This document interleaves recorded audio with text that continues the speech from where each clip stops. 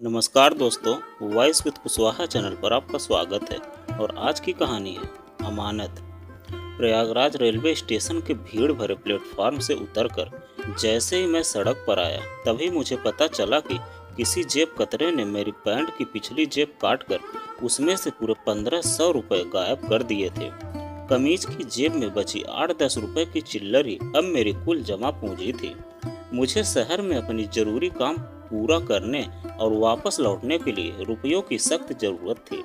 पूरे पैसे न होने के चलते मैं अपना काम निपटाना तो दूर, ट्रेन का वापसी टिकट भी कैसे ले सकूंगा, यह सोचकर बुरी तरह परेशान हो गया।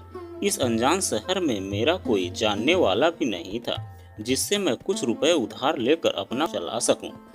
हाथ में अपना सूटकेस थामे मैं टहलते हुए सड़क पर यूं ही चला जा रहा था।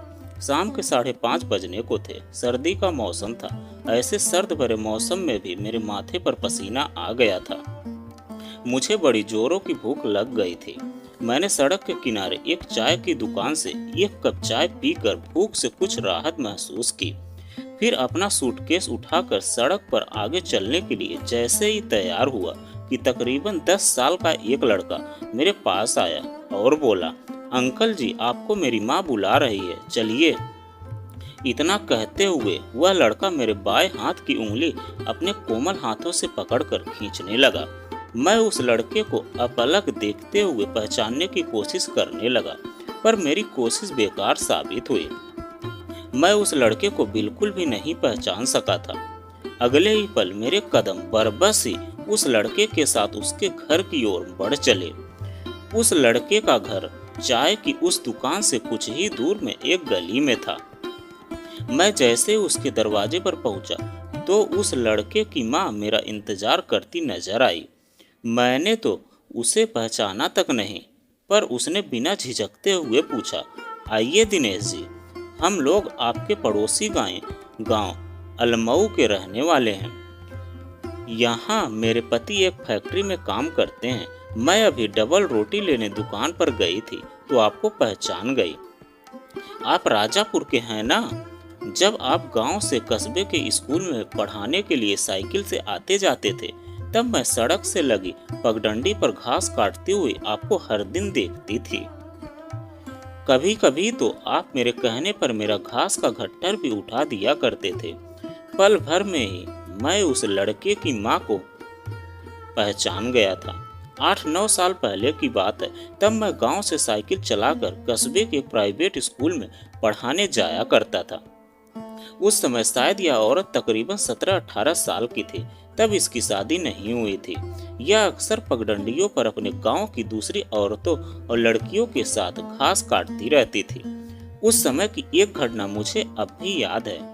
एक दिन मैंने उन सभी घास वालियों को बहुत भला बुरा कहते हुए उन पर चोरी का इल्जाम लगाया था। हुआ यह था कि मुझे उस दिन स्कूल से तनख्वाह मिली थी। पूरे 2500 रुपए थे तनख्वाह के। मैंने एक लिफाफे में उन रुपयों को रखा और अपनी कमीज की ऊपरी जेब में डालते हुए साइकिल से घर चल पड़ा था। उस दिन कई जगहों पर बीच बीच में साइकिल की चेन उतर जाने से उसे चढ़ाते हुए मैं घर आया था। घर आने पर पता चला कि मेरा रुपयों वाला लिफाफा साइकिल की चेन चढ़ाते समय रास्ते में कहीं गिर गया था। मैं उसी समय साइकिल से रास्ते में अपना रुपयों वाला लिफाफा ढूंढते हुए उन घास वाली जाकर पूछताछ करने लगा। घास वालियों ने लिफाफा देखने से साफ इनकार कर दिया। मैंने बार बार उन घास वालियों पर शक जताते हुए उन्हें बहुत ही बुरा भला सुनाया था, और तभी से नाराज होकर फिर कभी उनके घास के गट्ठर को उठाने के लिए सड़क पर साइकिल नहीं रोकी। मैंने उस औरत के यहाँ रहकर कुछ रुपए उधार मांगकर अगले 4 दिनों में अच्छी तरह अपना काम पूरा किया था। उस औरत का पति बहुत अच्छे स्वभाव का था। वह मुझसे बहुत घुल मिल कर बातें करता था, जैसे मैं उसका कोई खास रिश्तेदार हूँ। 4 दिनों के बाद जब मैं वापस जाने लगा तो उस औरत का पति फैक्ट्री के लिए ड्यूटी पर जा चुका था और छोटा बच्चा स्कूल गया था। घर में केवल वह औरत अकेली थी। मैंने सोचा कि चलते समय किराए के लिए कुछ रुपए उधार मांग लूं, पर घर जाकर रुपया मनी ऑर्डर कर दूंगा।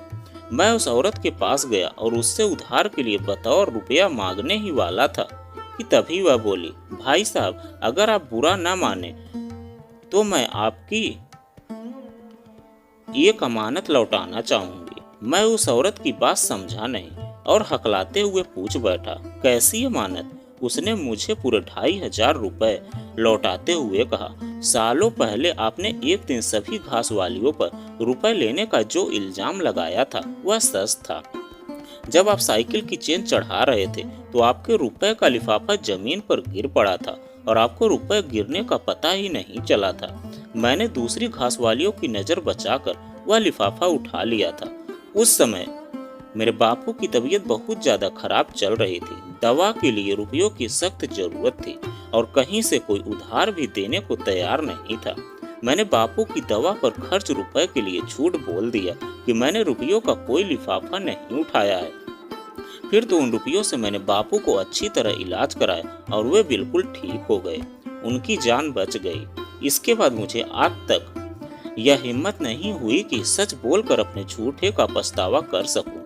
मैं उन रुपयों को अपने हाथ में थामे हुए उस औरत की आंखों में झांकते हुए यह सोच रहा था कि झूठ जो कभी किसी की जान बचाने के लिए बोला गया था, झूठ नहीं कहा जा सकता, क्योंकि वह तो इस औरत ने सच की पोटली में अमानत के रुपए बगैर बांधे अपने पाक साफ दिल में महफूज रखा हुआ था। मैं उस औरत के मुस्कुराते हुए चेहरे को एक बार फिर सच के आईने में झांकते हुए उसके नमस्ते का जवाब देता हुआ तेज कदमों से रेलवे स्टेशन की ओर बढ़ गया। तो दोस्तों, यह कहानी आपको कैसी लगी कमेंट में लिखकर जरूर बताइएगा। अगर आप हमारे चैनल पर नए हैं तो प्लीज़ चैनल को सब्सक्राइब कीजिएगा और वीडियो को एक लाइक कीजिएगा।